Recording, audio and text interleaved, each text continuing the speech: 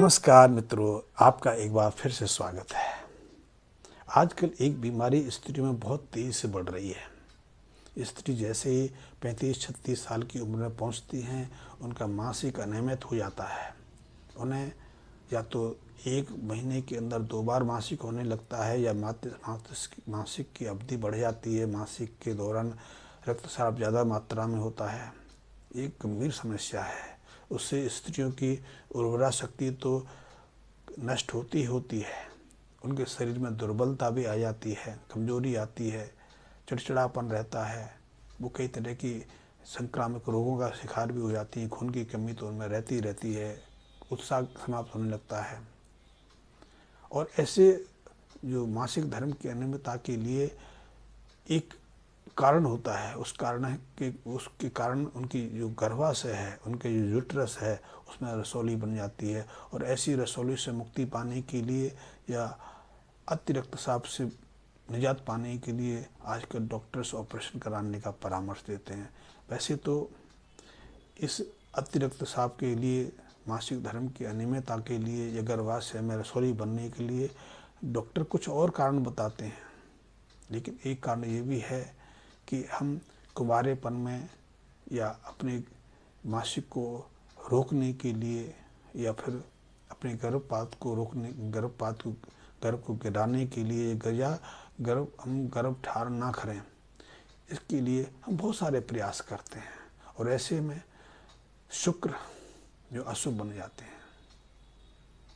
शुक्र साथ जब भी राहु का मेल बनता है तो निश्चित रूप से स्त्रियों को ऐसी समस्याओं का सामना करना पड़ता है। इसके अलावा यदि 6वें जन्म कुंडली के 6वें भाव में सूर्य हों, दूसरे भाग में शनि हों और दूसरे भाव में सूर्य शुक्र का मेल बन जाए तो निश्चित समझिए कि स्त्रियों को ऐसी समस्याओं का सामना करना पड़ता है। कभी कभी तो ऐसी स्थिति बन जाती है कि ऐसी स्त्रियां बाथरूम में नहाते नहाते गिर जाती हैं, फर्श साफ करते करते फिसल जाती हैं और फिर उनकी हड्डियां तक टूट जाती हैं। या फिर कभी कभी एकाएक ऑपरेशन की नौबत आ जाती है। और यदि ऐसी स्त्री अपने हाथों में सोना पहन के रखती हैं तो 48 साल से 50 साल की उम्र में ऐसी नौबत आ जाती है कि उनकी जो सोने की चूड़ियां हैं काट के निकालनी पड़ती हैं। कई केसेस आते हैं, लाल किताब के ये जो सूत्र हैं, प्राचीन सूत्र हैं, यथावत साबित हो जाते हैं। ऐसी स्थिति में डॉक्टर्स ऑपरेशन का परामर्श दे देते हैं। ऑपरेशन से स्त्रियों को लाभ भी होता है। कितना लाभ होता है, कितना नुकसान होता है, ये मेरा विषय नहीं है। आप स्वयं जिन स्त्रियों ने ऑपरेशन कराया है उनका अध्ययन करके, उनका अनुभव लेके ज्ञात कर सकते हैं। क्योंकि यदि हम कोई अप्राकृतिक करेंगे तो उसका प्रतिकूल परिणाम तो हमें मिलेगा ही मिलेगा। क्योंकि देखने में आया है कि जो स्त्रियां गर्भाशय को बाहर निकलवा देती हैं, वो ऑपरेशन करा लेती हैं, उनका शरीर अचानक बढ़ने लग जाता है, शरीर भार बढ़ने लगता है। इसके अलावा उनकी हड्डियाँ कमज़ोर पड़ने लगती हैं, उनकी नींद उड़ जाती है, बाल झड़ने लगते हैं, उनमें पुरुषों चित्त गुण प्रकट होने लगते हैं। और भी कई समस्याएं होती हैं। हृदय संबंधी व्याधियाँ अचानक शुरू हो जाती हैं, कमर टेढ़ी पड़ जाती है, घुटनों में पीड़ा रहने लगती है। अब इसका को कंसर्न है क्या है, ये तो हेल्थ का विषय है और हेल्थ के विषय को मैं अपने लाल किताब में टच नहीं करता। वैसे हेल्थ की, मेडिकल की भी थोड़ी बहुत जानकारी है, क्योंकि मेडिकल मेरा मूल विषय रहा है। मैंने पोस्ट ग्रेजुएशन मेडिकल साइंस से किया है। मेरी उसमें रुचि नहीं तो अचानक उसको छोड़ दिया मैंने। तो शुक्र की अशुभता के कारण, राहु सूर्य मंगल की, सूर्य बृहस्पति के मेल के कारण, दूसरे भाग में शनि, तो इनके कारण ऐसी स्थिति बन जाती है। तो ऐसे में आप ऑपरेशन कराना चाहें वो आपका निश्चय हो सकता है। आपका निष्कर्ष निकाल सकते हैं कि आप ऑपरेशन, लेकिन यदि ऑपरेशन कराने की अभी नौबत नहीं है तो आप लाल किताब संबंधी कुछ उपाय करके देखिए। यदि आपको लाभ मिलता है तो आप डायग्नोज करा लीजिए, जांच करा लीजिए।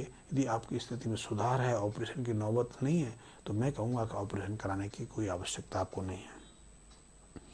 तो ऐसे में सबसे पहले तो एक काम करें कि ऐसी स्थिति में औरत के हाथ में यदि सोने की अंगूठियाँ, सोने की जो कंगन हैं, सोने की चूड़ियाँ हैं, उनको उतार के रख दें और उसके हाथ में लाल रेशम की जो डोर होती है, लाल रेशम के धागे होते हैं, उनको 7-7 की परत बना के 7 से 21 बार की भी आप चाहें तो उसको बना सकते हैं, उनके हाथों में बांध दें। और यदि उस रेशम के धागे में आप पुरोना चाहें, वो तो मैं उसको अलग विषय में बताऊंगा, अलग किसी वीडियो में बताऊंगा। आप मात्र 7-21 बार रेशम का धागा लपेट दें। रेशम का धागा पैर की छोटी उंगली होती है और जो अंगूठा होता है उसमें भी लपेटना है। आप जब पैर की छोटी उंगली में और अंगूठे में रेशम का धागा लपेटेंगे तो आप देखेंगे कि जो अतिरिक्त स्राव है उसमें तीसरे दिन से लाभ आने लग जाता है, गिरावट आने लगती है। अतिरिक्त स्राव की समस्या में लाभ मिलने लगता है। आप इसको उपाय करिए। दूसरा, आपने हर मंगलवार को, हर सोमवार को गेहूँ, गुड़, चने की दाल, चावल एक तांबे के पात्र में भर के इनको किसी धर्म स्थल में या किसी ब्राह्मण को, किसी विद्वान को, किसी पुरोहित को दान स्वरूप देना है और किसी पुरोहित को ही वस्त्र दान देने हैं। वस्त्र कितने होंगे ये आपकी सामर्थ्य है। यदि पुरोहित, आपका गुरु, आपका कोई मित्र ब्राह्मण ब्रह्मचारी आपसे प्रसन्न होता है, आपको आशीर्वाद देता है, तो आपके शरीर में ऑपरेशन की संभावना नहीं रहती। आप ऑपरेशन से सहजता से बाहर आ जाते हैं। इसके अलावा आप 27 दिन तक लगातार तांबे के पात्र में साबुत मूंग की दाल भर के और उसके मुंह को तांबे के ढक्कन लगा के, पीतल का टांका लगा के जल प्रभावित करते रहें।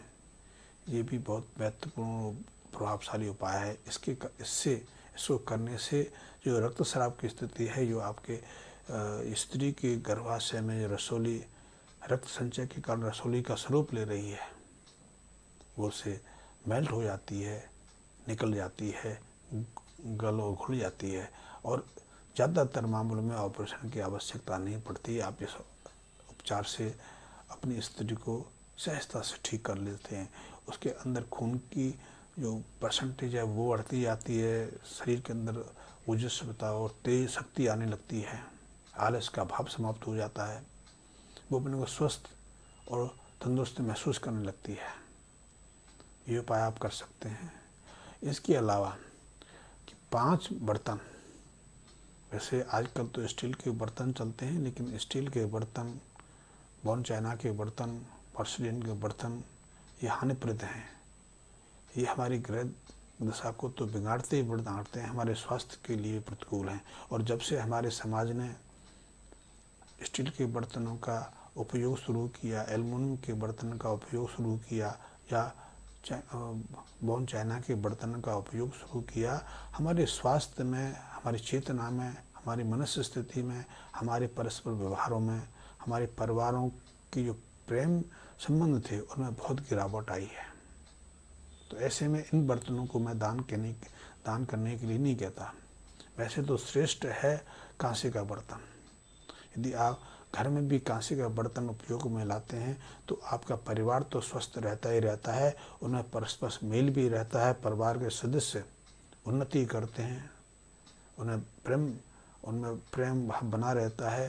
लड़कियों को, लड़कों को वैवाहिक जो गतिविधियाँ हैं, वैवाहिक जो कार्य हैं, उनमें किसी अवरोध का सामना नहीं करना पड़ता।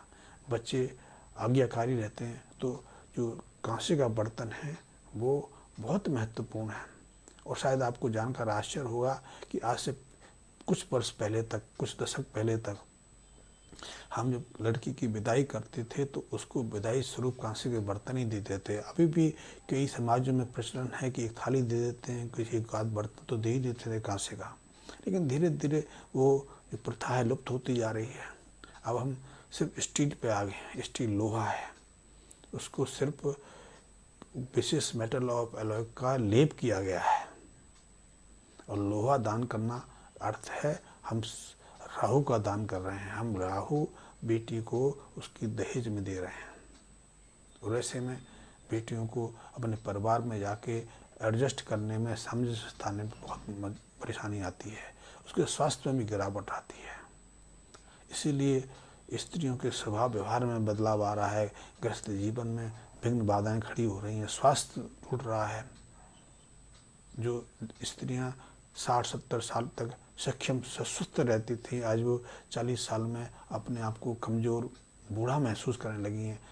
चेहरे पर वो आभा नहीं रहती, वो प्रेम भाव नहीं रहता, पति पत्नी के मध्य, परिवार के मध्य जो सामंजस्य रहना चाहिए वो नहीं रहता। तो ऐसे में आप यदि सामर्थ्यवान हैं तो कांसे के बर्तन दान कर सकते हैं, अन्यथा उसकी जगह तांबे के बर्तन आप दान कर सकते हैं। और ये उपाय बहुत आवश्यक है। इस उपाय से न केवल आप यूट्रस संबंधी, गर्भाशय संबंधी जो ऑपरेशन है उससे बच सकते हैं, बल्कि यदि परिवार में किसी और चीज़ का ऑपरेशन होना और एकाएक स्थिति बन गई है, गंभीर आपातकालीन स्थिति आपके सामने आ गई है, तो उस आपातकालीन स्थिति से बाहर आ सकते हैं। तो ये छोटे से प्रयास मेरे हैं, छोटी सी जानकारी मैंने आपको दी। आपको मेरी जानकारी पसंद आई हो, लाल किताब में आप रुचि रखते हैं, लाल किताब से लाभ लेना चाहते हैं, मेरे से जुड़े रहना चाहते हैं, तो जैसे कि मैं पहले आपको अनुरोध करता हूं, तो आप मेरे चैनल को सब्सक्राइब कर लें, मेरे बेल आइकन को प्रेस कर लें, ताकि मेरा हर वीडियो आप तक समय अनुसार पहुँच सके। धन्यवाद।